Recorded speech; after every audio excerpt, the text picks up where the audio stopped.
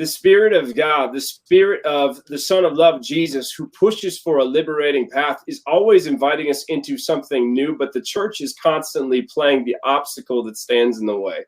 And a lot of that actually comes down to even just how we think about Jesus, right? I mean, how we talk about Jesus. So if you think about, by and large, growing up, for me, Jesus, we talked about for what we remember Jesus, and when we did so, we remembered what Jesus died for. He died for our sins, died for our salvation, and that's all like essential. We should continue to beat that drum and go back to that old salvation story.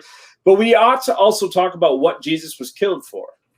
Like there is a reality where if Jesus would have just stayed out in the sticks and done magic tricks, walked on water, turned water into wine, that would have been all congruent with the Roman pacification program. But instead, he chose to go to Jerusalem on the day of the Passover, when the city was celebrating the liberation of the Jews from Egypt, while they're still living under an empire's heavy hands. This is Egypt throwing an Exodus party.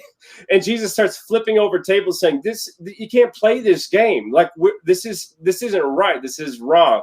And the moment that he starts pushing back on the powers that be, then you have to shift your attention from what is Jesus dying for to what was Jesus killed for. Jesus did not die in old age. He didn't age out of hospice care. He wasn't killed by a drunk driver. He was killed because he was a viable economic and social and political threat to the empire at hand. The church doesn't tell that story, but that is the story.